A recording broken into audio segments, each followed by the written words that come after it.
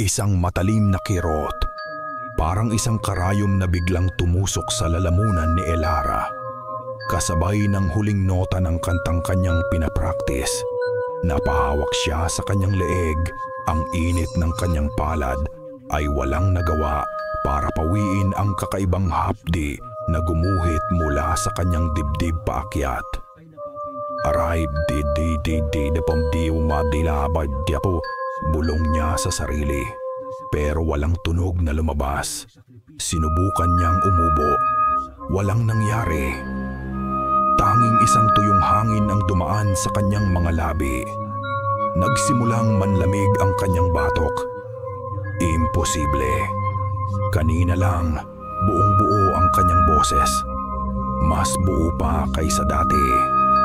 Ang boses na naging dahilan kung bakit napanganga ang lahat sa baryo kanina sa may plaza. Lalo na si Rico at ang nanay nitong si Alida. Naalala niya ang itsura nila. Ang pagkagulat sa mga mata ni Rico na mabilis na naging paghanga at pagkatapos ay inggit. Pero ang tingin ng nanay nito, ang tingin ni Alida, iyon ang hindi niya malimutan.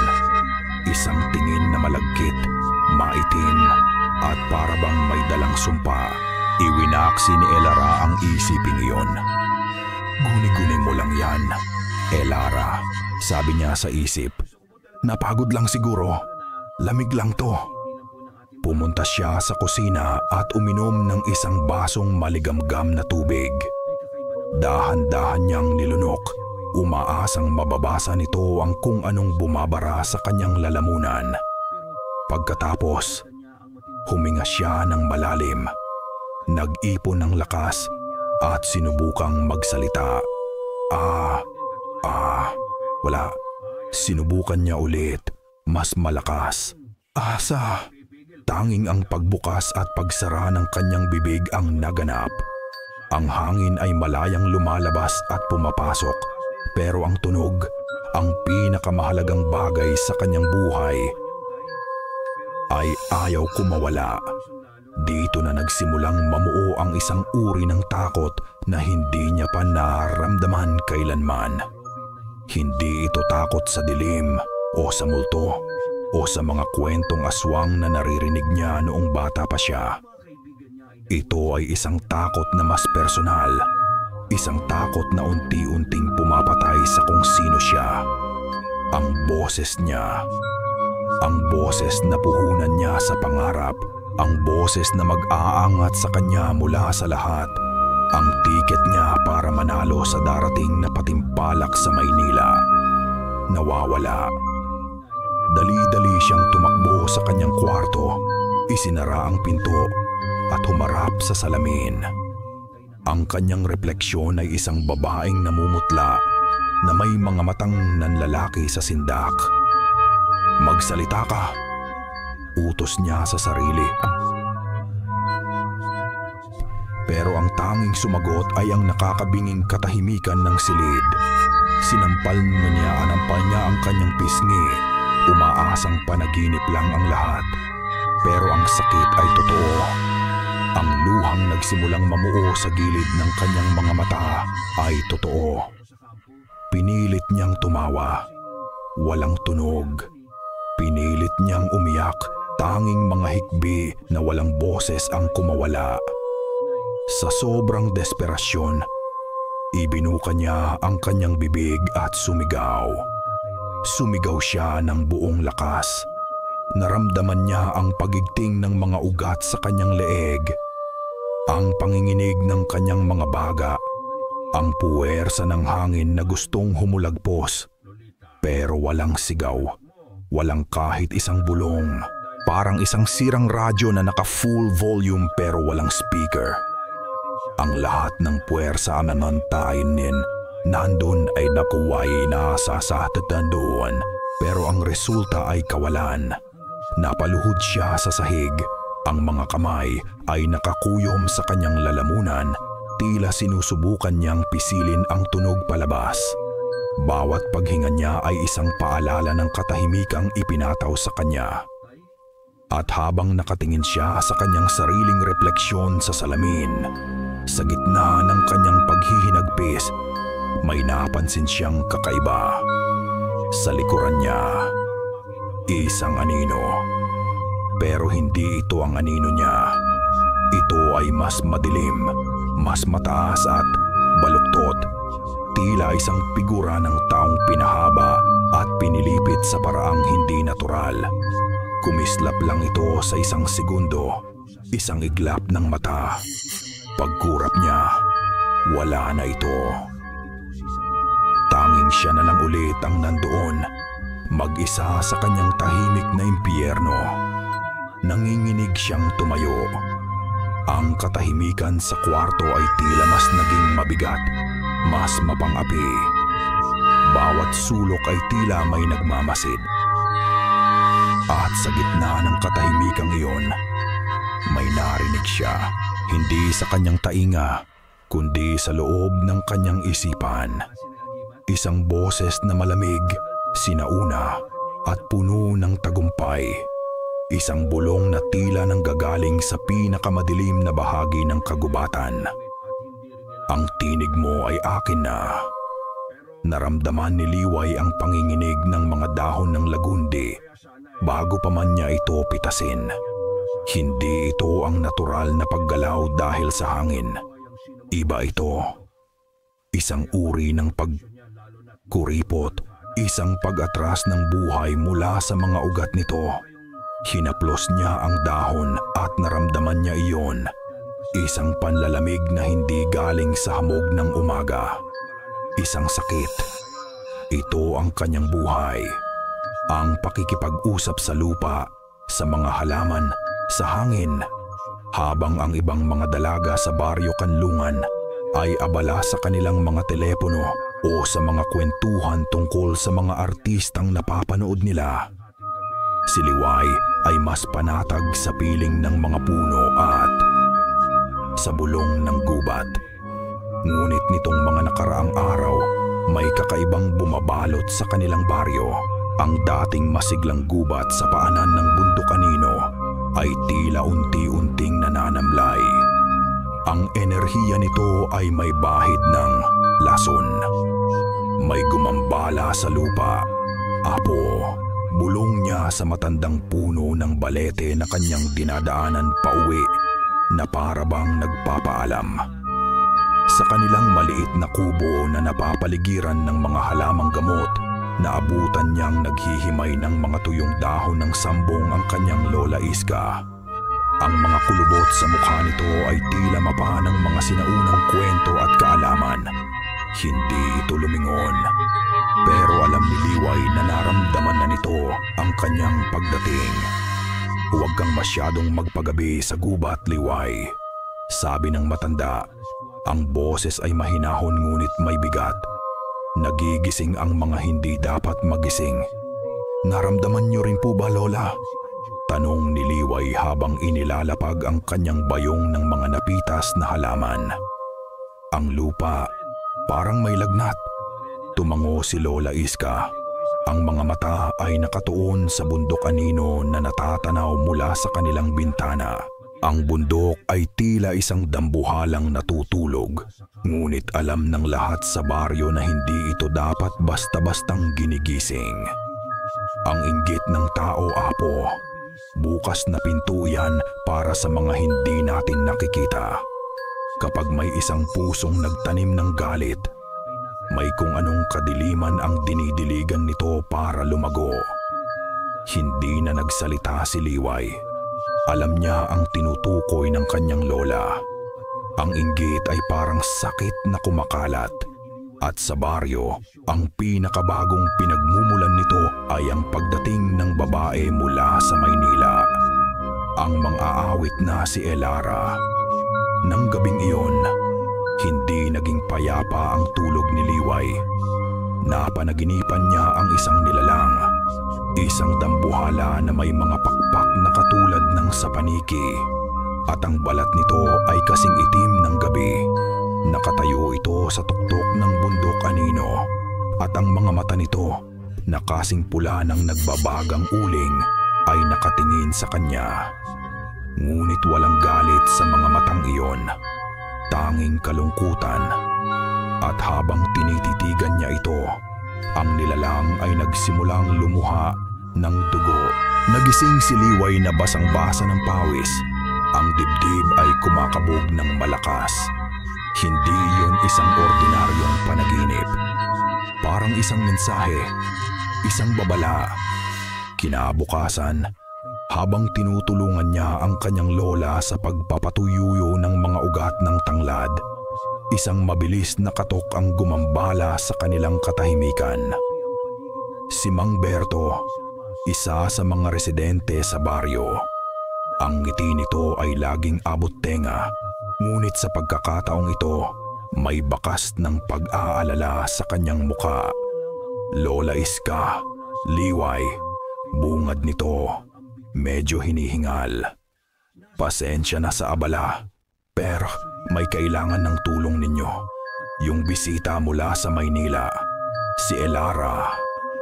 Nagkatinginan si Liway at ang kanyang lola. Ang babae sa sentro ng inggitan. Ang babae mula sa Maynila.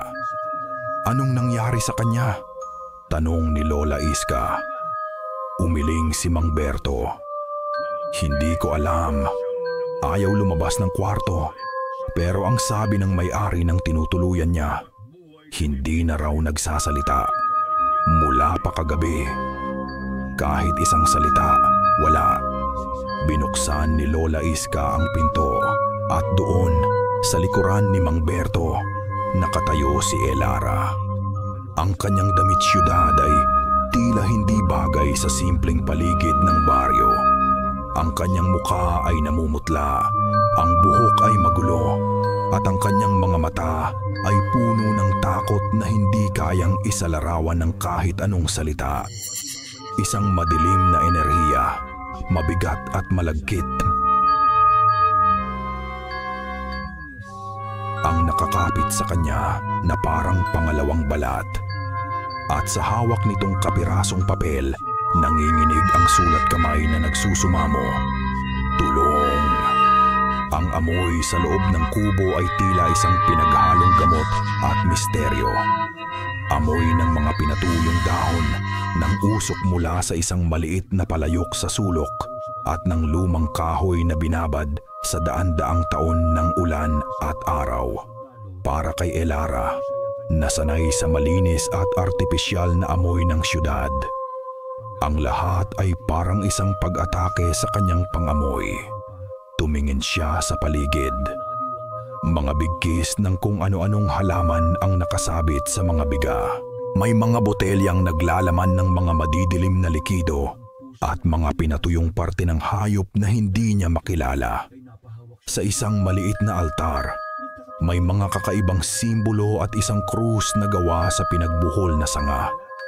Pangpelikula, bulong niya sa sarili, ngunit walang tunog na lumabas. Isang mapait na paalala ng kanyang kalagayan. Desperasyon.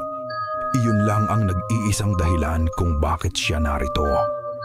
Kung may doktor lang sa Maynila na kayang ipaliwanag ang biglaang pagkawala ng kanyang boses, hinding-hindi niya itatapak ang kanyang mga paa sa lugar na ito. Pero wala. Lahat sila ay nagsabing perpekto ang kanyang vocal cords. Walang pamamaga, walang pinsala. Kaya heto siya, nakaupo sa isang maliit na upuang kahoy, sa harap ng isang matandang babae na tila mas matanda pa sa bundok na nasa likuran nila. At isang dalagang may mga matang tila nakakakita ng mga bagay na hindi niya nakikita. Nagsimula na si Lola Iska. Kumuha ito ng isang puting kandila at isang palanggana na puno ng malinaw na tubig. Inilapag niya ito sa sahig sa pagitan nila ni Elara. Habang sinisindihan niya ang kandila, nagsimula siyang bumulong ng mga salitang hindi maintindihan ni Elara. Hindi ito Tagalog, hindi rin Bisaya. Isang sinaunang lengguwahe na tila dumadaloy mula sa ugat ng lupa. Pinanood ni Elara ang bawat galaw.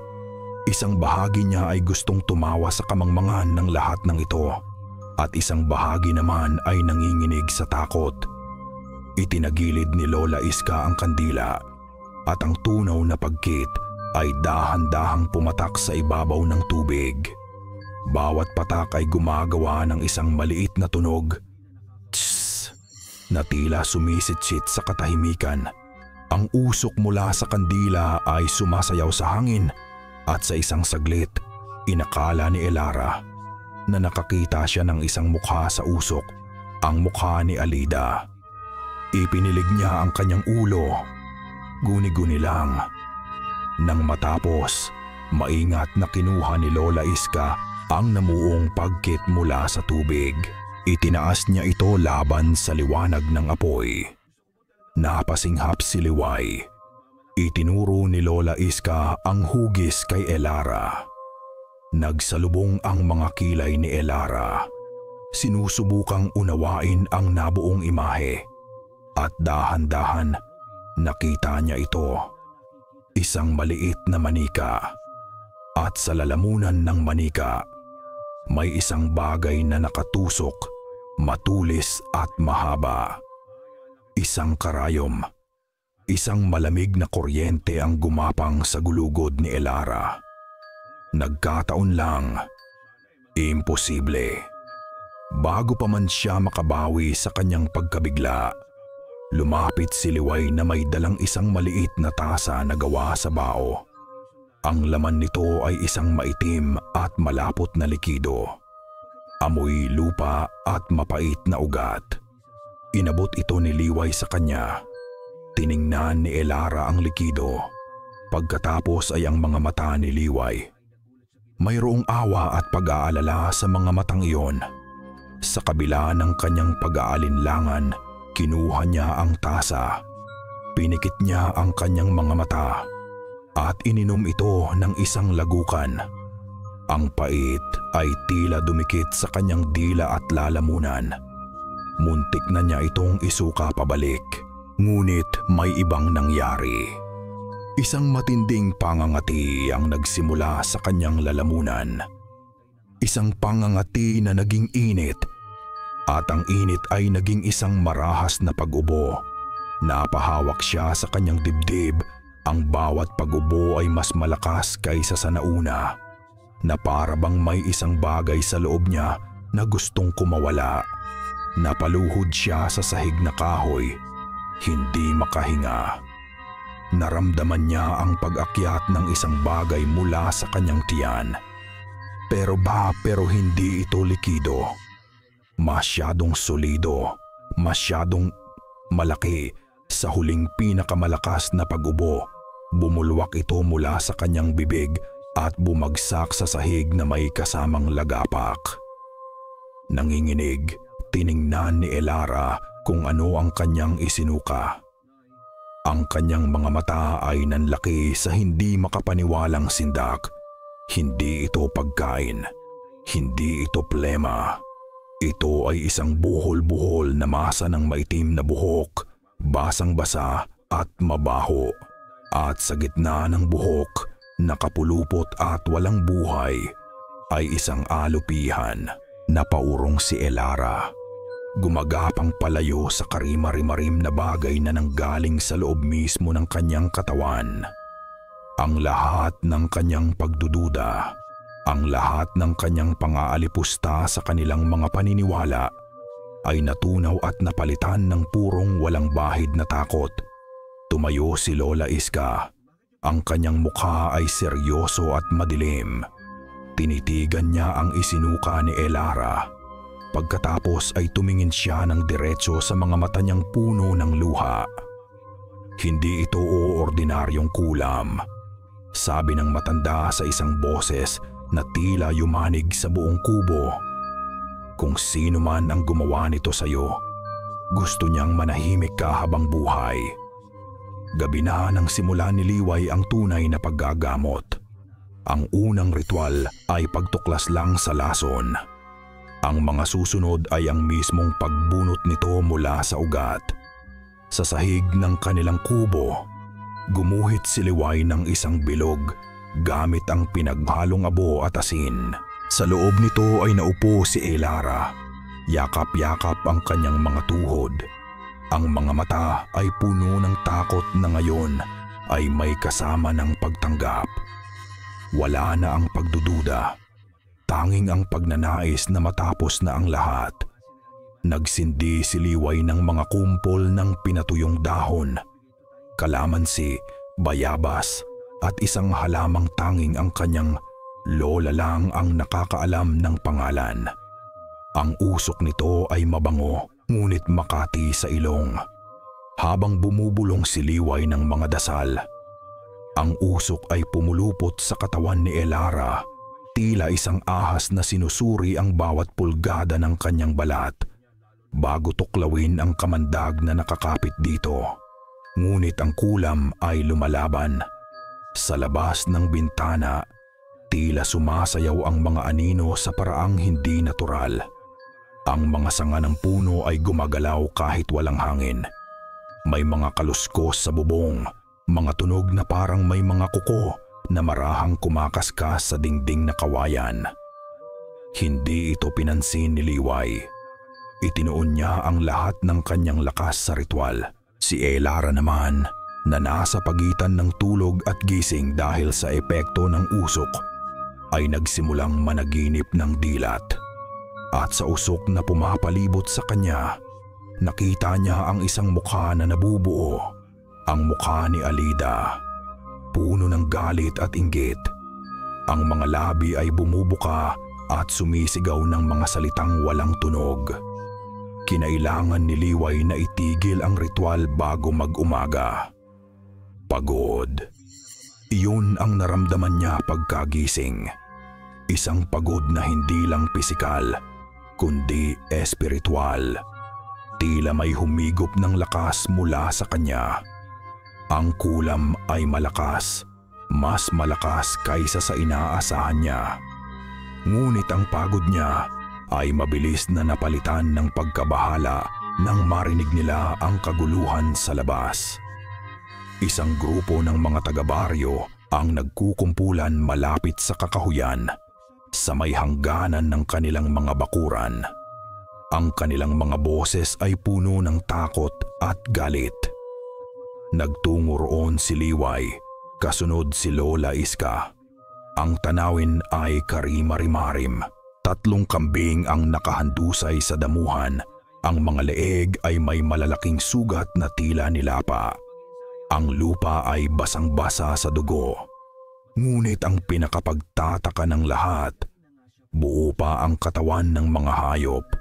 Walang kinain na laman.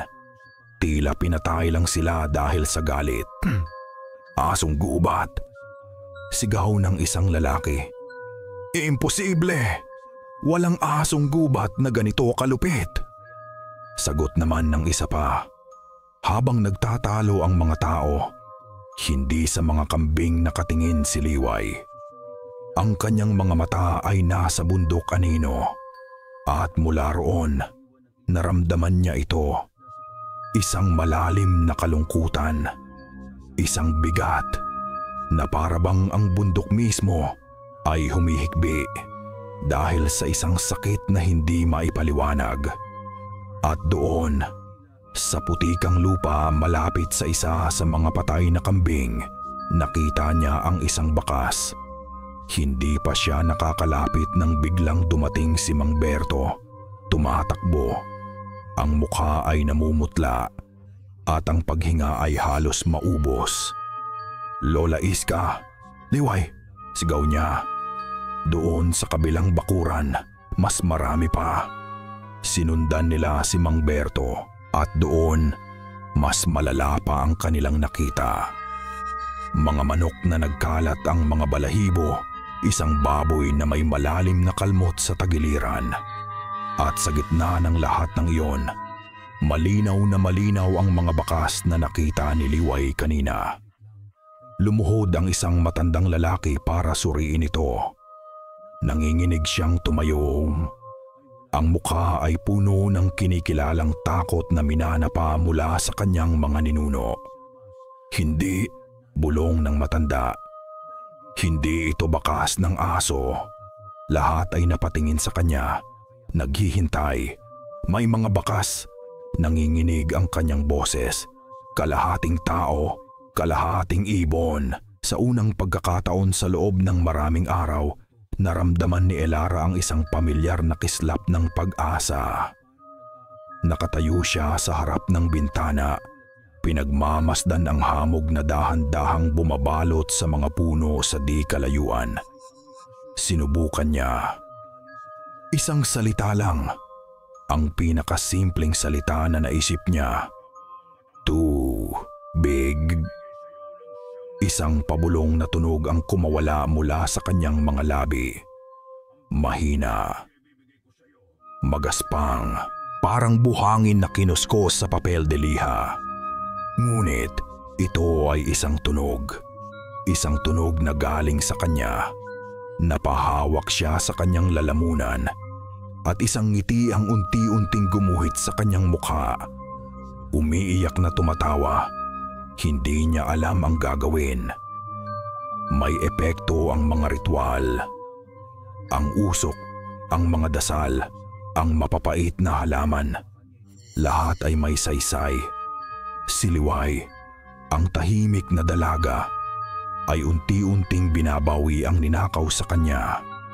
At dahil doon, naramdaman niya ang isang bagay na pamilyar sa isang taong taga-syudad. Utang na loob. At ang utang na loob sa mundo niya ay may katumbas na halaga. Alam niyang hindi ito tatanggapin ng matanda o niliway. Nakita niya sa mga mata ng mga ito langinging. Ang sinseridad, ang pagtulong nila ay hindi negosyo. Ngunit hindi mapakali ang kanyang kalooban. Kailangan niyang magpasalamat sa paraang alam niya. Nang makita niya si Mang Berto na nag-aayos ng bakod nito, hindi na siya nagdalawang isip. Kumuha siya ng isang makapal na sobre mula sa kanyang bag at nilapitan ito. Mang Berto, isinulat niya sa isang maliit na papel. Pakibigay po ito kina Lola Iska. Pasasalamat ko lang. Tiningnan ni Mang Berto ang sobrang puno ng pera. Isang kakaibang kislap ang dumaan sa mga mata nito bago itong ngumiti ng malapad. Nako, Hidya, hindi na kailangan. Pero sige, ako na ang bahala. Tiyak na matutuwa ang mga iyon. Gumaan ang pakiramdam ni Elara. Nakabawi man lang siya kahit kaunti sa kabutihan nila. Ngunit ang gaan ng loob na iyon ay hindi nagtagal. Nang gabing iyon, bumalik ang bangungot. At sa pagkakataong ito, mas malupit ito, mas marahas. Nagsimula ito sa isang pangangati sa kanyang mga braso. Pagkatapos ay sa kanyang likod, sa kanyang mga binti, tila may libu-libong langgam na gumagapang sa ilalim ng kanyang balat, kinakagat at tinutusok ang bawat himaymay ng kanyang laman. Napakaskas siya ng napakaskas, ngunit walang epekto. Ang kati ay nasa loob at pagkatapos ang kanyang lalamunan. Ang pamilyar na hapdi ay bumalik 10 beses na mas matindi. Para siyang lumunok ng isang dakok na bubog. Ang bahagyang boses na kanyang nabawi kaninang umaga ay muling naglaho, na parang isang kandilang biglang hinipan ng isang malakas na hangin. Nang dumating si Lola Iska sa kanyang silid, dala ng kanyang mga hikbing walang tunog. Hindi galit ang nakita ni Elara sa mukha ng matanda, kundi isang malalim na pagkadismaya. Tinitigan siya ni Lola Iska ng diretso sa mata. Ang mga mata nito ay tila nakikita ang lahat. Anong ginawa mo, Hidya? Nanginginig, ikinuwento ni Elara ang lahat sa pamamagitan ng pagsusulat. Ang tungkol sa pera. Ang pag-abot niya kay Mang Berto.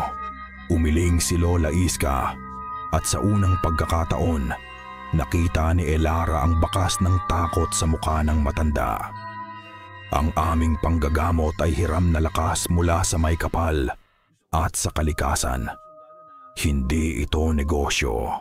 Ang pagtanggap ng bayad, lalo na kung hindi bukal sa loob ng manggagamot, ay naglalagay ng dumi sa daluyan ng grasya. Humakbang ito palapit. Ang boses ay naging isang naninindig balahibong bulong. Ang salapi ay nagiging lason, at ang lason na iyan ay bumabalik sa pinanggagalingan ng kapangyarihan.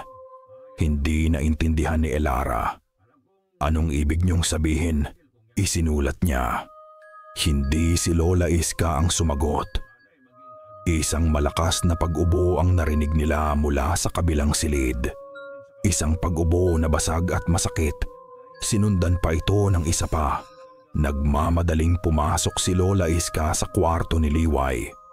Sumunod si Elara. At ang kanyang puso ay tila tumigil sa pagtibok sa kanyang nakita. Si Liway. Nakaluhod ito sa sahig, nanginginig, at sa bawat pag-ubo nito, hindi hangin ang lumalabas sa kanyang bibig, kundi dugo. Pinahiran ni Liway ang kanyang labi. At ang mapulang mantsa sa likod ng kanyang palad ay isang hatol sa pagkakamali ni Elara. Ang gamot. Sabi ni Lola Iska, ang boses ay nanginginig sa galit at takot habang inaalalayan nito ang kanyang apo. Ginawa mong lason ang gamot. Ang lagnat ay isang apoy na tumutupok sa kamalayan ni Liway. Nakahiga siya sa kanyang papag, basang-basa ng pawis, habang ang lason ng kulam na bumalik sa kanya ay sinusubukang sirain ang kanyang katawan mula sa loob. Ang mga bulong ni Lola Iska, ang tapal ng mga dahon sa kanyang noo, lahat ay tila nasa kabilang panig ng isang makapal na pader ng lagnat at sakit. Ngunit sa pagkawala ng kanyang pisikal na lakas, isang ibang uri ng kamalayan ang nagising.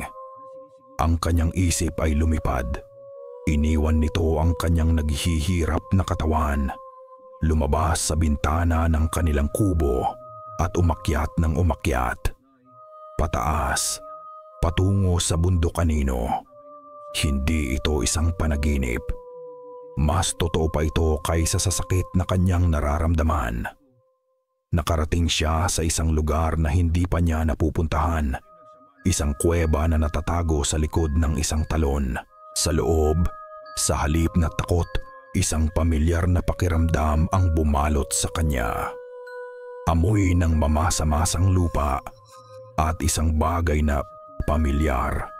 At doon, nakita niya sila.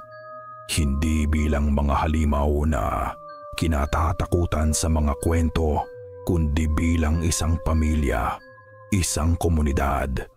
May mga matatanda, may mga bata. Ang iba ay may anyong tao, ang iba ay may mga pakpak na nakatiklop sa kanilang mga likuran. Ito ang mga aswang. At hindi sila nagagalit. Sila ay nagdadalamhati. Isang babaeng may mahabang buhok at mga matang, kasing lalim ng gabi ang lumapit sa kanya. Hindi siya nagsasalita, ngunit ang kanyang mga iniisip ay dumaloy sa kamalayan ni Liway na parang isang ilog. Ang tubig, may lason. Ipinakita sa kanya ng babae ang isang pangitain.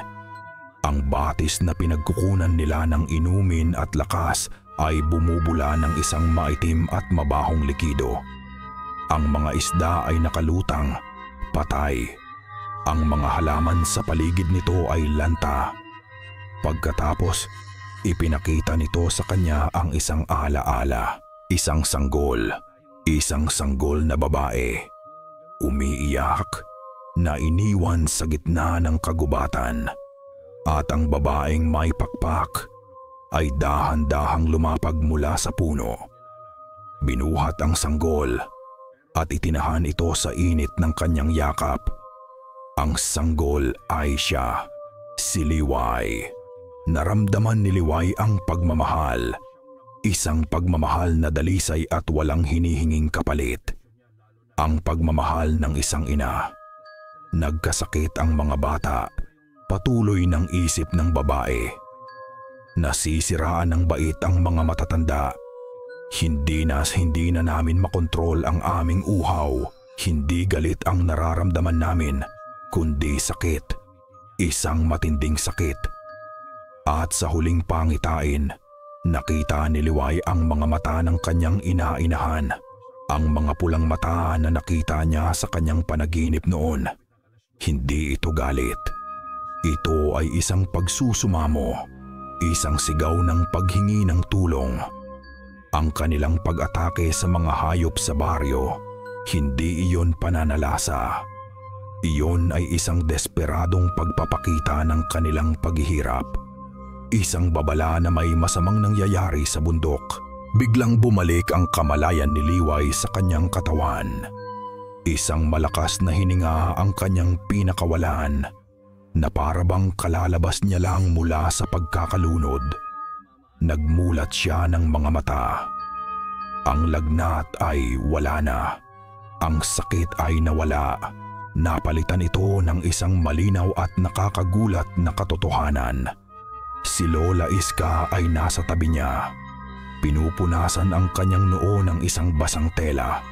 At sa mga mata ng kanyang lola, nakita ni Liway ang luhang kanina pa nito pinipigilan. "Lola," bulong ni Liway. Ang boses ay mahina ngunit buo na. Ngumiti si Lola Iska, isang mangiting may halong lungkot at pag-aalga. Tila alam na nito kung ano ang nakita ng kanyang apo sa kabilang panig ng kamatayan. "Naalala mo na?"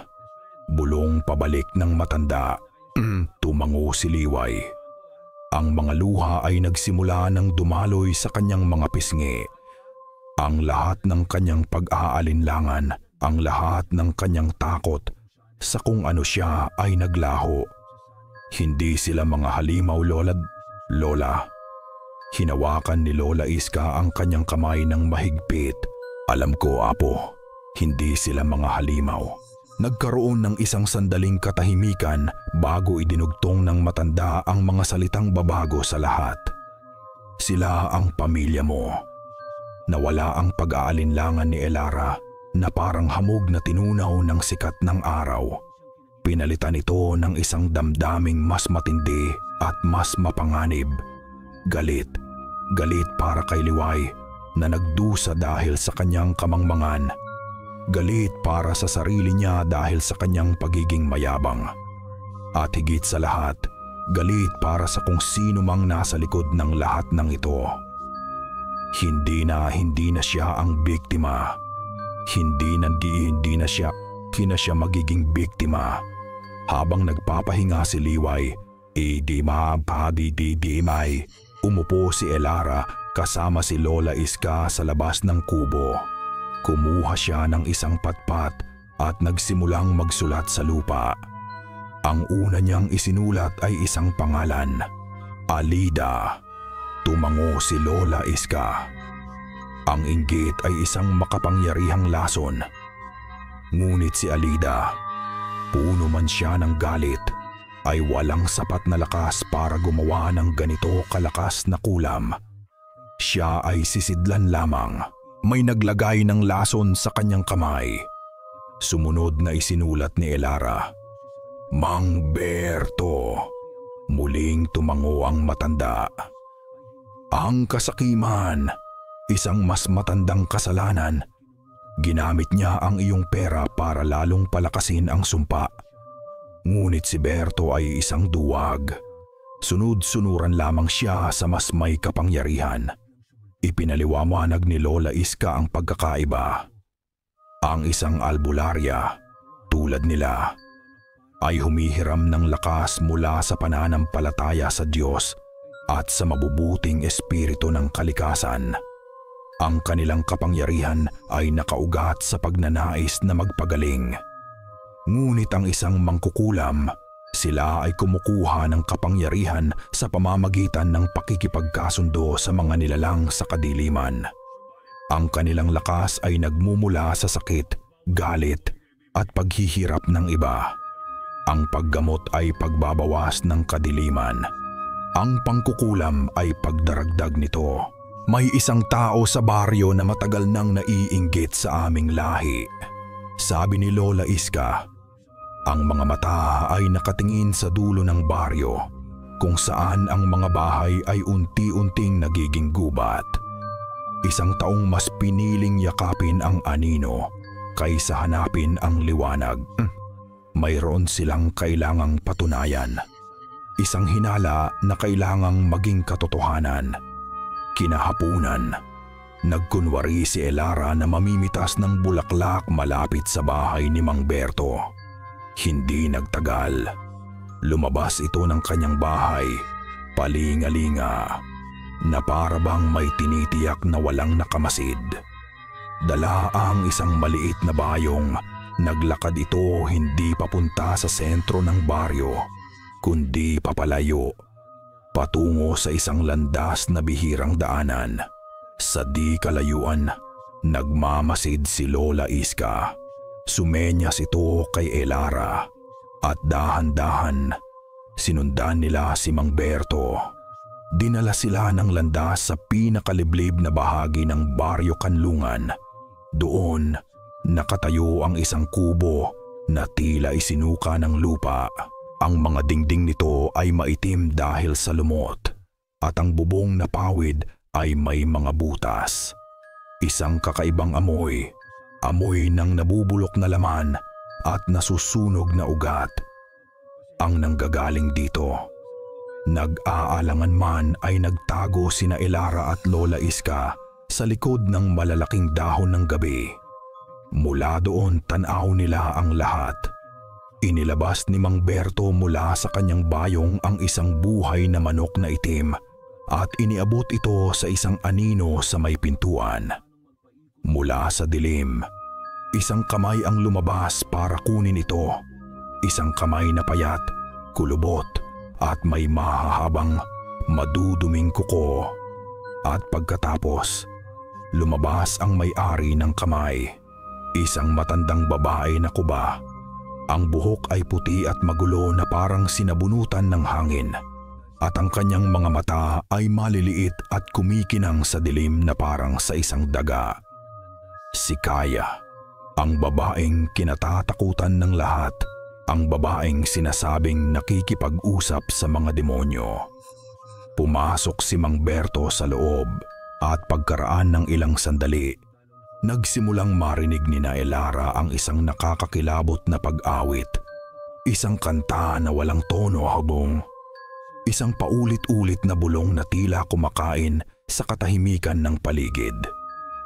Dahan-dahang gumapang si Elara palapit sa isang maliit na butas sa dingding. Itinapat niya ang kanyang mata at sinilip ang nasa loob. Nakita niya si Kaya. Nakaupo sa sahig sa gitna ng isang bilog ng mga bungo ng hayop. Sa harap nito, may isang maliit na apoy. At sa ibabaw ng apoy, pinapausukan nito ang isang litrato. Ang puso ni Elara ay tila gustong tumalon palabas ng kanyang dibdib. Ang litratong iyon, kilala niya. Iyon ang litrato na ginamit niya para sa poster ng kanyang huling konsyerto sa Maynila. Habang inaawitan ni Kaya ang litrato, paulit-ulit nitong tinutusok ng isang kalawanging karayom ang bahagi ng leeg sa larawan. Napatakip si Elara sa kanyang bibig para pigilan ang isang sigaw na gustong kumawala. Ngunit huli na ang lahat. Tila narinig ni Kaya ang tibok ng kanyang puso. Tila naramdaman nito ang kanyang mga mata. Bigla itong tumigil sa pag-awit. Dahan-dahan, ipinihit nito ang kanyang ulo. Ang leeg ay tila tumunog na parang mga tuyong sanga. Tumingin ito ng diretsyo.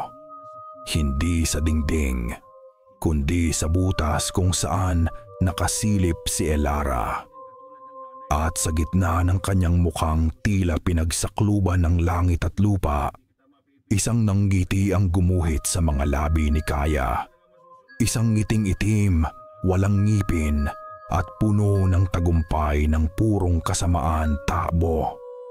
Iyon lang ang nasa isip ni Liway habang hinihila niya si Elara palayo sa dulo ng baryo. Habang si Lola Iska naman ay nasa likuran nila, tinitiyak na hindi sila nasusundan. Ang ngiti ni Kaya ay tila isang multong nakabuntot sa kanila, isang pangako ng kadilimang darating. Pagdating sa kanilang kubo, mabilis na isinara ni Lola Iska ang pinto at bintana. Ang katahimikan sa loob ay mas mabigat pa kaysa sa mga sigaw na naririnig nila kanina. Si Elara ay nakasandal sa dingding. Ang dibdib ay mabilis na tumataas baba. Ang mukha ay isang maskara ng purong takot. Tumingin si Liway sa kanyang lola. Ang mga mata ay nagtatanong ng mga tanong na hindi pa niya kayang bigkasin. At sa wakas, ibinuhos ni Lola Iska ang lahat ng katotohanan. Matagal na panahon na ang nakalipas. Simula ng matanda, ang boses ay pagod ngunit matatag. May isang kasunduan sa pagitan ng ating mga ninuno at ng pamilya mo sa bundok Anino. Tumingin ito kay Liway. Ang mga mata ay puno ng isang pagmamahal na kayang tumawid sa pagitan ng dalawang mundo. Hindi kita natagpuan basta-basta sa gubat, apo. Iniwan ka ng tunay mong mga magulang. Itinapon na parang basura. Ngunit hindi ka pinabayaan ng mga aswang. Nakita kita ng iyong inainahan, ang pinuno ng kanilang angkan. At sa halip na saktan ka, itinuring kanyang biyaya. Natagpuan kita sa paanan ng isang puno ng balete. Isang sanggol na binalot sa kumot ng mga dahon ng saging. At sa paligid mo ay sila. Binabantayan ka laban sa mga mababangis na hayop. Huminto ang mundo ni Liway. Ang kwentong alam niya ay kalahati lang ng katotohanan. Ang kasunduan, patuloy ni Lola Iska, ay simple. Hindi gagalawin ng mga taga-baryo ang kanilang teritoryo sa bundok. Bilang kapalit, poprotektahan nila ang baryo mula sa ibang mga nilalang ng gabi, mga tiyanak, mga kapre, at lalo na sa mga mangkukulam. Ang baryo na ito ay ligtas dahil sa kanila. Tumingin ito sa bintana patungo sa direksyon ng kubo ni Kaya. Ngunit ang kasunduang iyon ay kinaiinggitan ni Kaya. Naiinggit siya sa aming lahi na may basbas na magpagaling. At higit sa lahat, gusto niyang makuha ang kapangyarihan ng bundok Anino para sa kanyang sarili. Dito na nag-ugnay ang lahat sa isip ni Liway. Ang tubig, bulong niya. Tumango si Lola Iska. Nilason ni Kaya ang kanilang batis, ang bukal ng kanilang lakas. Ginagawa niya silang uhaw, ginagawa niya silang marahas. Para sila ang magmukhang masama. Para sirain ang kasunduan. Para ang mga taga-baryo mismo ang pumatay sa mga tagapagtanggol nila. Ang kulam kay Elara. Hindi lang ito dahil sa inggit. Ito ang unang hakbang. Ang panggatong para simulan ang apoy ng galit at takot sa buong baryo. At sa sandaling iyon, na para bang ang kadiliman mismo ay nakikinig sa kanila, nagsimula silang makarinig ng mga sigaw sa di kalayuan. Mga sigaw ng galit. Sunugin ang mga halimaw. Nasa bundok sila, sugurin na. Mabilis na dumungaw si Liway sa isang maliit na siwang sa bintana. Ang kanyang puso ay tila pinipiga. Sa plaza, isang grupo ng mga kalalakihan ang nagtitipon. May dala silang mga sulo, mga itak, at mga sibat na gawa sa kawayan. Ang liwanag ng apoy ay lumilikha ng mga nagsasayawang anino na tila mga demonyo sa gabi. At sa gitna ng mga ito, nakita niya si Alida, umiiyak at humahagulgol. Ang anak ko, muntik nang kunin ng mga halimaw. Nakita ko sila. Sa tabi nito, si Mang Berto. Tama siya. Nakita ko rin ang mga bakas. At ang mga albularyang iyan Sigaw nito, sabay turo sa direksyon ng kanilang kubo. Sila ang kakampi ng mga aswang. Sila ang nagtatago sa mga demonyo. Iyon na ang kailangan ng mga tao. Isang target, isang dahilan. Ang dagundong ng galit na mga paa ay nagsimulang lumapit. Ang liwanag ng mga sulo ay papalaki ng papalaki na para bang mga munting araw ng impyerno na gumagapang patungo sa kanila. Mga kampon ng demonyo, lumabas kayo! Sunugin ang bahay! Nagsimulang yumanig ang kanilang maliit na kubo dahil sa malalakas na kalampag sa pinto. Si Elara ay napasigaw, ngunit walang tunog na lumabas. Napayakap si Liway sa kanyang lola na nakatayo sa gitna ng silid, hindi natitinag, na parang isang matandang puno na handang harapin ang bagyo. Isang malakas na lagabog ang yumanig sa lahat. Ang pinto ay nasira. Bumagsak ito sa sahig. Sa harap nila ay ang nag-aapoy na galit ng mga taong dati nilang kanayon. Ang kanilang mga mukha ay baluktot dahil sa takot at puot. Sa likod nila ay ang gubat na puno ng pamilya niyang nasisiraan ng bait. Walang tatakbuhan, walang kaligtasan. Paupanyaray. Ang takot ay isang lason, ngunit sa sandaling iyon, para kay Elara, ito ay naging panggatong. Habang hinaharap ni Lola Iska ang nagngingit-ngit na mga taga-baryo sa may pintuan, hindi ang mga sulo o itak ang kanyang tinitingnan. Ang kanyang mga mata ay nakatuon sa isang tao lang, si Alida, na nagtatago sa likuran ng mga lalaki. Ang mukha ay basang-basa ng huwad na luha. Kailangan niyang gumawa ng paraan. Kailangan niyang wasakin ang kasinungalingan. Hindi siya makapagsalita, ngunit kaya niyang kumilos.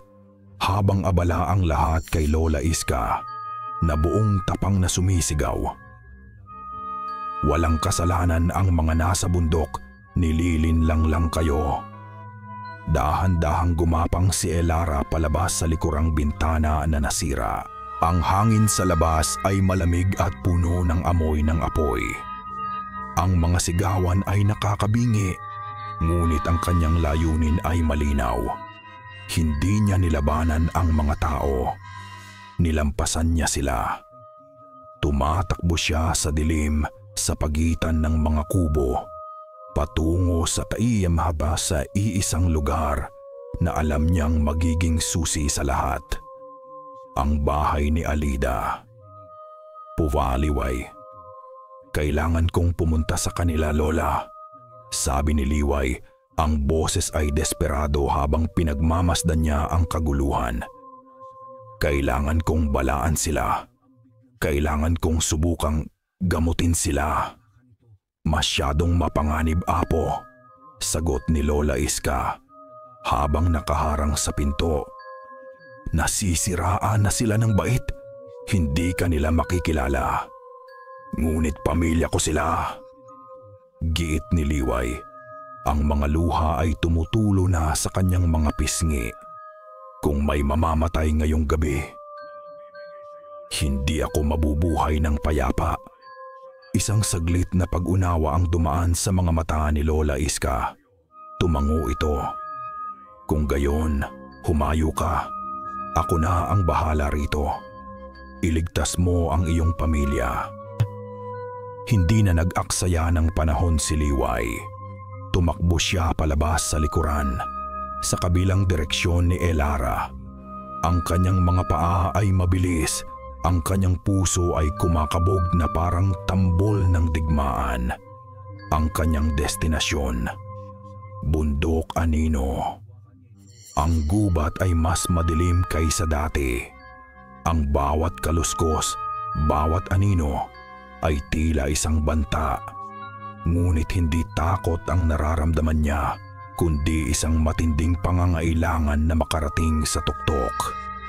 Habang papalapit siya sa kuweba, nakakita siya ng mga patibong, mga lubid na may tinik, mga hukay na natatakpan ng dahon. Gawa ni Kaya. Maingat niya itong iniiwasan gamit ang isang kaalaman na tila natural na dumadaloy sa kanyang dugo. POV. Elara.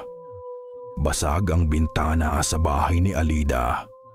Maingat na pumasok si Elara. Sa loob, tahimik. Ngunit sa isang sulok ng sala, nakita niya ang isang anino na nanginginig. Si Rico. Nakaupo sa sahig, yakap ang kanyang mga tuhod. Ang muka ay nakasubsob at umiiyak. Nilapitan siya ni Elara nang maramdaman ni Rico ang kanyang presensya. Nagangat ito ng tingin. Ang mga mata ay puno ng takot at hiya. Hindi nagsalita si Elara. Hindi niya kailangan. Kinuha niya ang kamay ni Rico. Ang kanyang mga mata ay nagsusumamo. Sabihin mo ang totoo. Umiling si Rico. Ang mga hikbi ay yumanig sa kanyang buong katawan. Hindi totoo. Bulong nito. Hindi ako inatake. Gagawa-gawa lang lahat ni Inay. Iyon na ang kumpirmasyong kailangan ni Elara. Walang pag-aalinlangan. Hinila niya si Rico patayo. Nagpumiglas ang bata, ngunit mas malakas ang determinasyon ni Elara. Kinaladkad niya ito palabas, pabalik sa kaguluhan, pabalik sa liwanag ng mga sulo. Povio Liway. Nakarating si Liway sa bunganga ng kuweba. Ang amoy sa loob ay masangsang, amoy ng sakit, ng lason at ng desperasyon. Nakita niya sila sa dilim, mga aninong nanginginig, ang mga mata ay nag-aalab na pula. Hindi sila ang mapagmahal na pamilyang nakita niya sa kanyang pangitain. Sila ulak ay mga nilalang na nilamon ng sakit. Inay? Tawag niya. Ang boses ay nanginginig. Nakita niya ang babaeng aswang na nag-alaga sa kanya. Nakatayo ito sa gitna. Ang mga pakpak ay bahagyang nakaunat, ang mga kuko ay matutulis. Ako po ito, si Liway, sabi niya, dahan-dahang humahakbang palapit. Ngunit ang mga mata ng kanyang inainahan ay walang pagkilala. Tanging ang uhaw at ang sakit na dulot ng lason ni Kaya ang nandoon. Isang malalim at malungkot na ungol ang kumawala mula sa lalamunan nito. At sa isang iglap, lumipad ito patungo sa kanya. POV. Elara. Mula sa dilim, sumulpot si Elara. Hila-hila si Rico. Natigilan ang lahat. Ang mga sigaw ay humina at napalitan ng mga bulungan. Rico, anong ginagawa mo kasama ng babaeng yan? Sigaw ni Alida. Ang pagkukunwari ay napalitan ng tunay na pagkataranta. Tinulak ni Elara si Rico sa gitna ng lahat. Nadapa ang bata sa lupa. Sa ilalim ng tingin ng buong baryo, sa gitna ng liwanag ng apoy, ang katotohanan ay sumabog mula sa bibig ni Rico. Hindi totoo. Sigaw niya. Ang boses ay basag sa pag-iyak.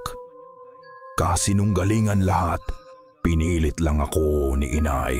Isang alon ng pagkalito ang gumapang sa mga tao. Napatingin sila kay Alida, na ngayon ay namumutla. Ang kanyang mga mata ay nanlilisik sa galit. Ang kanyang kasinungalingan ay hubad na sa harap ng lahat. Paban Liway. Nakaiwas si Liway sa unang atake. Inay, tama na po. Ako to. Pakiusap niya habang umiilag sa mga matutulis na kuko na muntik nang dumaplis sa kanyang mukha. Ayaw niyang lumaban. Ayaw niyang saktan ang nilalang na nagligtas sa kanya. Ngunit ang lason ay masyadong malakas. Muli siyang sinugod nito at sa pagkakataong ito, na-corner siya sa isang pader ng kuweba. Itinaas ng kanyang inainahan ang kamay nito, handa nang tapusin ang lahat. At sa sandaling iyon, isang mabagal at mapanuyang tawa ang umaling-aungaw mula sa mas madilim na bahagi ng kuweba. Natigilan ang lahat ng aswang. Tila may kinatatakutan silang mas masahol pa sa kanilang sariling kabaliwan. Mula sa anino, lumabas si Kaya. Ang kanyang anyo ay tila mas baluktot. Ang kanyang ngiti ay mas karima-rimarim. Ang kanyang mga mata ay nagniningning sa itim na kapangyarihan. Kayong mag-ina, napakadraman ninyo. Sabi ni Kaya sa isang boses na malamig pa sa kamatayan. Hayaan mo, tumingin ito kay Liway. Tatapusin ko na ang paghihirap ninyo. Siya ang may gawa nito. Sigaw ni Liway, hindi sa kanyang pamilyang aswang, kundi sa bundok mismo, sa hangin, sa mga bato. Siya ang lumason sa inyo. Ang tawa ni Kaya ay mas lalong lumakas. Isang tunog na tila kayang pumatay ng lahat ng halaman sa paligid. At ano ngayon? Sa tingin mo ba ay may makikinig pa sa iyo? Maliit na albularya. Sila ay mga halimaw na uhaw sa dugo. At ikaw, tinitigan niya si Liway mula ulo hanggang paa, ay kasama nilang mamamatay. Itinaas ni Kaya ang kanyang mga kamay. Mula sa mga siwang ng kuweba, mula sa basang lupa, nagsimulang gumapang ang mga anino. Nagkaroon sila ng anyo. Mga insekto na gawa sa purong dilim. Mga baging na may mga tinik na kasing talim ng patalim. Isang maliit na hukbo ng kadiliman ang sumugod patungo kay Liway. Ngunit sa sandaling iyon, isang boses ang umaling-aungaw mula sa bunganga ng kuweba. Hindi siya nag-iisa. Si Lola Iska. Nakatayo ito roon, hawak ang isang tungkod na gawa sa kahoy ng bayabas. Ang kanyang anyo ay maliit, ngunit ang kanyang presensya ay tila isang bundok na hindi kayang tibagin. Tama na ang kasamaan mo, Kaya. Nawala ang ngiti sa mukha ni Kaya. Napalitan ng purong galit. Mga peste, dapat ay matagal na kayong naubos. Sumugod ang mga anino. Ngunit bago pa man sila makalapit kay Liway, itinusok ni Lola Iska ang kanyang tungkod sa lupa. Sa ngalan ng nag-iisang liwanag, sa kapangyarihan ng mabubuting espiritu ng lupang ito, hindi ka makakaraanan. Isang bilog ng mapusyaw na puting liwanag ang biglang lumitaw sa paligid nila ni Liway. Ang mga anino na tumama rito ay nagliliyab at nagiging abo. Isang kalasag na gawa sa pananampalataya. Lola, wag mo akong intindihin, Apo! Sigaw ni Lola Iska. Halatang pinipilit na panatilihin ang kalasag. Ang batis! Ang lason! Iyon ang pinagmumulan ng kanyang lakas. Gamutin mo ang tubig. Sa isang saglit, nagtama ang mga mata ni Liway at ng kanyang inainahan na aswang. Sa gitna ng kabaliwan nito, tila may isang kislap ng pagkilala, isang hibla ng dating pagmamahal. Pagkatapos ay muli itong napasigaw sa sakit. Naintindihan ni Liway, hindi niya kailangang talunin si Kaya. Kailangan niyang iligtas ang kanyang pamilya. Habang pinapanatili ni Lola Iska ang depensa, tumakbo si Liway. Hindi palayo, kundi patagos sa nagwawalang mga aswang. Iniiwasan niya ang kanilang mga atake. Hindi sila sinasaktan. Ang kanyang puso ay nakatuon sa iisang bagay, ang batis sa gitna ng kuweba. Nakita niya ito. Ang dating malinaw na tubig ay ngayon isang maitim at malapot na likido na bumubula ng masamang enerhiya. Ito ang puso ng kadiliman ni Kaya. Lumuhod si Liway sa tabi nito. Ipinikit niya ang kanyang mga mata at inilagay ang kanyang mga palad sa ibabaw ng maruming tubig. Hindi niya ito hinawakan, Ngunit naramdaman niya ang lamig ng kasamaan nito. Nagsimula siyang magdasal. Hindi ang mga dasal na itinuro sa simbahan, kundi ang mga dasal na ibinulong sa kanya ng hangin, ng mga dahon, ng lupa, mga salitang kasing tanda ng bundok, mga salitang tungkol sa paghilom, sa paglilinis, sa pagpapanumbalik ng balanse, sa ugat na nagbibigay buhay, bulong niya, sa tubig na nagpapadalisay, alisin ang lason, alisin ang sakit. Isang mahinang liwanag ang nagsimulang mamuo sa kanyang mga palad. "Anong ginagawa mo?" sigaw ni Kaya, na napansin ang pagbabago. Mas lalo nitong pinaigting ang pag-atake sa kalasag ni Lola Iska, na nagsisimula ng manghina. Ngunit huli na, ang liwanag mula sa mga kamay ni Liway ay dumaloy patungo sa tubig. Dahan-dahan, ang maitim na kulay ay nagsimulang maglaho. Ang masangsang na amoy ay napalitan ng amoy ng malinis na lupa pagkatapos ng ulan. Ang masamang enerhiya ay unti-unting hinihigop ng kanyang kapangyarihan. At habang lumilinaw ang tubig, humihina si Kaya. Ang mga anino sa kanyang paligid ay naglalaho. Ang kapangyarihan niya na nakakabit sa lason ay nawawala. Ang mga ungol ng mga aswang ay napalitan ng mga daing. Ang kabaliwan sa kanilang mga mata ay napalitan ng pagkalito. Hindi, bulong ni Kaya, napapaluhod. Ang lakas ay halos maubos na. Hindi maaari. Ngunit sa huling hininga ng kanyang desperasyon, tumingin si Kaya kay Liway na nakatalikod pa rin at nakatuon sa paggagamot. Gamit ang natitira nitong lakas, pinagsama-sama niya ang putik at mga nabubulok na sanga sa kanyang paligid. Ang kanyang katawan ay nagbago. Naging isang karima-rimarim na halimaw na gawa sa dumi at galit. Sa isang huling malakas na sigaw, lumundag ito patungo sa likod ni Liway. Sa baba, sa baryo, ang galit ay napalitan ng nakabibinging katahimikan. Ang pag-amin ni Rico ay parang isang malakas na sampal sa mukha ng bawat isa. Ang apoy sa kanilang mga sulo ay tila nawalan ng init. At ang mga itak sa kanilang mga kamay ay tila mas bumigat. Tumingin sila kay Alida. Pagkatapos ay kay Mang Berto, ang 2 taong nagtulak sa kanila sa bingit ng pagpatay ng mga inosente.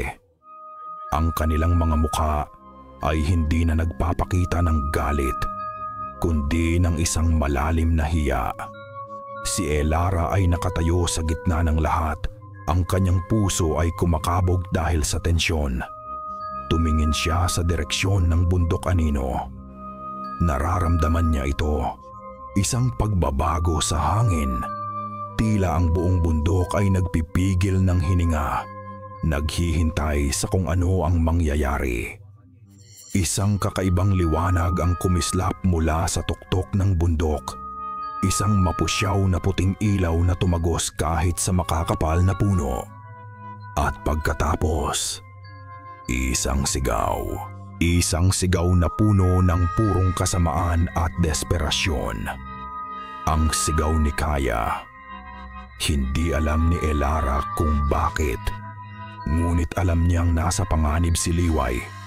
Isang matinding panganib. Gusto niyang sumigaw. Gusto niyang balaan ang kaibigan niya. Ibinuka niya ang kanyang bibig. Pinilit ang lahat ng natitirang lakas sa kanyang katawan. Lahat ng kanyang pasasalamat, lahat ng kanyang pag-aalala. Isiniksik niya ang lahat ng iyon sa isang salita. Liway. Ang tunog na lumabas ay hindi ang kanyang dating malaanghel na boses. Ito ay basag, magaspang, paos o ako. Ngunit ito ay sumasasik ay isang sigaw. Isang malakas, desperado, at totoong sigaw. Ang unang salita na kanyang nabigkas sa loob ng maraming araw at sa tuktok ng bundok tila narinig ito. Habang ang halimaw na si Kaya ay nasa ere, handang sakmalin si Liway mula sa likuran. Isang itim na anino ang biglang humarang dito. Ang ina-inahan ni Liway. Malinaw na ang mga mata nito. Wala na ang lason, wala na ang kabaliwan. Tanging ang dalisay na pag-ibig at proteksyon ng isang ina. Ibinuka nito ang kanyang malalaking pakpak na parang isang kalasag. Niyakap si Liway at sinalo ang buong bagsik ng atake ni Kaya. Isang nakakabinging tunog ng nababasag na buto at napupunit na laman ang umalingaw-ngaw. Ngunit hindi lang si Kaya ang umatake. Gamit ang natitirang lakas, itinusok ng ina-inahan ni Liway ang kanyang matutulis na kuko sa puso ng halimaw na putik. Sabay silang bumagsak. Tumakbo si Liway palapit. Ang mga luha ay bumubuhos mula sa kanyang mga mata. Inahanggoy, nakahandusay ang kanyang ina-inahan. May malalim na sugat sa likod, ngunit ang kanyang mga mata ay puno ng kapayapaan. Hinaplos nito ang pisngi ni Liway. Ligtas ka na, anak ko. Tila bulong ng mga mata nito. Bago ito dahan-dahang pumikit. Sa tabi nito, ang katawan ni Kaya ay unti-unting natutunaw at nagiging ordinaryong putik. Ang laban ay tapos na.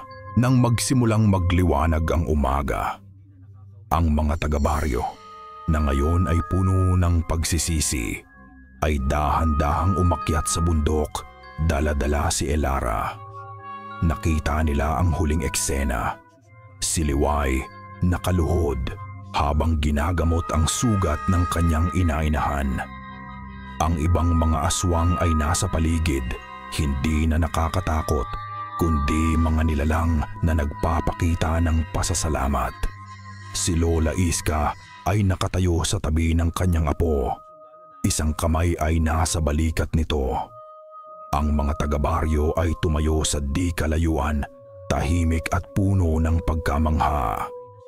Ang mga halimaw na gusto nilang patayin ay ang mismong mga nilalang na nagligtas sa kanila mula sa tunay na kasamaan. Si Alida at Mang Berto ay hindi kasama nila. Sila ay iniwan sa baryo. Hinarap ang paghuhusga ng kanilang mga kapitbahay. Isang paghuhusga na mas masahol pa sa kahit anong pisikal na parusa. Ang pagiging itinakwil. Tumingin si Liway sa mga taga-baryo na nasa likuran niya. Pagkatapos ay tumingin siya sa kanyang pamilyang aswang na nasa harapan niya. Nasa gitna siya ng dalawang mundo. At sa unang pagkakataon, hindi siya natatakot. Alam na niya kung saan siya lulugar. Ilang linggo na ang lumipas. Ang baryo kanlungan ay unti-unting bumabalik sa dati. Ngunit may isang bagay na nagbago magpakailanman. Ang takot sa bundok kanino sa Mapaniw ay napalitan ng respeto. Ang lumang kasunduan na sinira ng kasamaan ay napalitan ng isang bago at mas malalim na pag-unawa. Isinulat hindi sa papel, kundi sa dugo at sakripisyo. Nakaligtas ang ina-inahan ni Liway. Salamat sa walang sawang pag-aalaga nito. Ang lason ay tuluyan nang nawala at ang kapayapaan ay muling nanahan sa kuweba. Si Elara ay naghahanda ng umalis. Nakaupo siya sa beranda ng bahay na kanyang tinuluyan. Hawak ang isang gitara. Dahan-dahan niyang sinubukan na kumanta. Ang kanyang boses ay hindi na kasing taas o kasing linis ng dati. Mayroon na itong permanenteng gaspang, isang paos na hindi na mawawala. Ngunit habang kinakanta niya ang isang lumang kundiman, napansin niyang mas may bigat na ito ngayon. Mas may kaluluwa. Bawat nota ay may daladalang kwento ng takot, ng pagkawala at ng pag-asa. Hindi na ito boses ng isang mang-aawit na gustong manalo sa isang patimpalak. Ito na ang boses ng isang taong nakaligtas sa bangungot. Dumating si Liway para magpaalam. Hindi na siya ang mahiyain at laging nakayukong dalaga. Nakatayo na siya ng tuwid. Akan kong tatda sa papapadiwuki. Ang kanyang mga mata ay panatag. Sa kanyang balikat, isang malaking kuwago ang nakadapo. Isa sa mga miyembro ng kanyang pamilya sa anyong pang-araw bago ito lumipad pabalik sa gubat. "Aalis ka na pala," sabi ni Liway. Isang maliit na ngiti sa kanyang mga labi. Tumango si Elara. "Kailangan na, pero hinding-hindi ko makakalimutan ang lugar na to. At lalong-lalo na, hindi kita makakalimutan." Kinuha niya ang kamay ni Liway. "Salamat. Iniligtas mo ako. Sa maraming paraan, iniligtas din natin ang isa't isa," sagot ni Liway.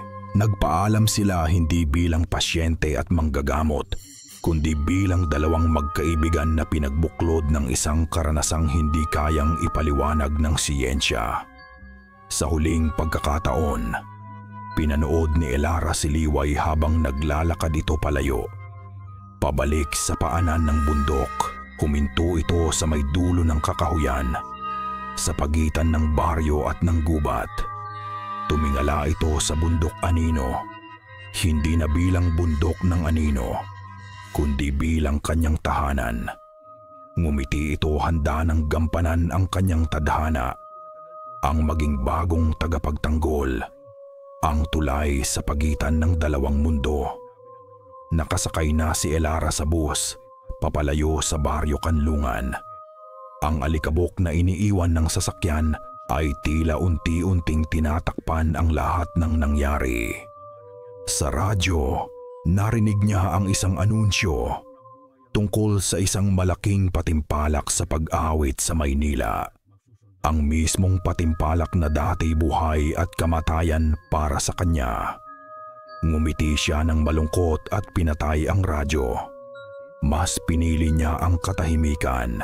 Habang nakatingin siya sa bintana, pinagmamasdan ang mga puno na mabilis na dumaraan. May isang bagay na pumukaw sa kanyang pansin. Sa di kalayuan, sa pagitan ng mga puno sa gilid ng kalsada, sa isang iglap, nakita niya ito. Isang pares ng mga matang pula, nakatingin ng diretso sa kanya. Nagmamasid. Kumislap lang ito sa isang segundo. Pagkurap niya, wala na ito. Napahawak si Elara sa kanyang lalamunan. Ang bangungot ay tapos na, ngunit alam niya sa kaibuturan ng kanyang puso na ang isang bahagi nito ay hindi na kailanman tuluyang aalis, hindi siya iiwan. At dito nagtatapos ang kwento ni Elara at ni Liway. Mula sa kaibuturan ng aking puso, maraming salamat. Salamat sa iyong paglalakbay kasama namin sa bawat kabanata. Mula sa katahimikan ng Maynila hanggang sa pusod ng misteryo ng bundok Anino. Ang pagsulat ng kwentong ito ay isang paglalakbay din para sa akin. Isang karangalan ang bigyang buhay ang tapang ni Liway. At ang pagbabago ni Elara. Nais kong ipakita na ang tunay na halimaw ay hindi laging nagtatago sa dilim. Kung minsan, ito'y nagkukubli sa likod ng inggit at galit na pamilyar sa ating lahat. Dahil sa huli, ang kwentong ito ay hindi lamang tungkol sa kulam o sa mga aswang. Ito ay kwento tungkol sa paghahanap ng boses, hindi lang sa lalamunan, kundi sa puso. Tungkol ito sa pag-ibig na kayang tumawid sa pagitan ng dalawang mundo, sa pagpapatawad sa mga pagkakamali at sa pag-asang laging may liwanag kahit sa pinakamadilim na gabi. Ngayon, nais kong marinig ang iyong boses. Ano ang iyong naramdaman? Anong aral ang tumatak sa iyong isipan? Mangyaring iwanan ang iyong mga saloobin sa comment section sa ibaba. Hanggang sa muli nating pagkikita sa susunod na kwento ng kababalaghan. Maraming salamat.